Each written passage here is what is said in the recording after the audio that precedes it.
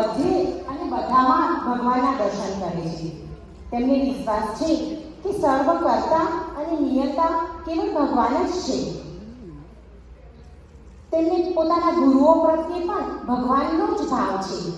ગુરુનું વચન એ જ સત્ય. ગુરુ સાક્ષાત પરબ્રહ્મ. એટલે તેમની વાણીમાં, તેમના વર્તનમાં અને તેમની ક્ષણે ક્ષણમાં આપણને એ અડગ શ્રદ્ધા અને વિશ્વાસના દર્શન થાય છે. એ જ શ્રદ્ધા અને વિશ્વાસને લઈ અને પોતે અખંડ હરિમય અને ગુરુમય રહે છે અને આપણને પણ એ સ્થિતિએ પહોંચાડે છે. એવી સાધુતાની મૂર્તિ છે આ મહંત સ્વામી મહારાજ. એવું બનવાનું.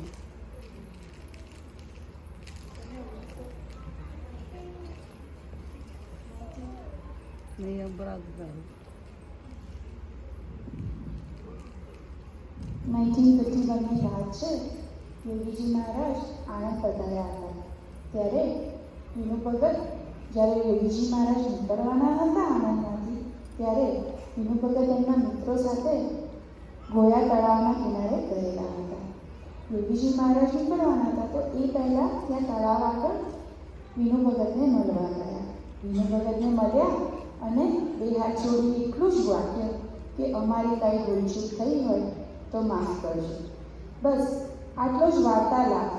આખા રહેઠાણ દરમિયાન બીજી કોઈ જ વાતચીત નથી થઈ એમને યોગીજી મહારાજ સાથે. પણ આ વાક્યો વિનુ ભગતના હૃદયમાં એવા તો ઊંડા ઉતરી ગયા કે એક વસ્તુ એમને મના કરી કે આ ખરેખર સાધુ છે.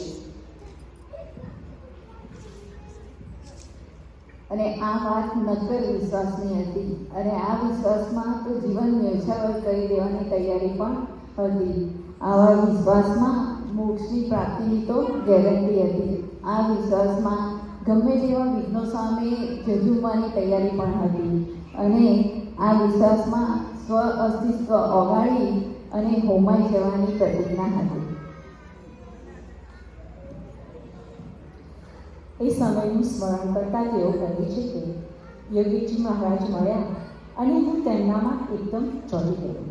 હું જાણે એમની શોધમાં હતો, પરંતુ ખબર નહોતી યોગીજી મહારાજ મળ્યા એટલે તૃપ્તિ થઈ ગઈ. બીજું બધું જ ગૌણ થઈ ગયું. યોગીજી મહારાજ જીવનના કેન્દ્રમાં આવી ગયા.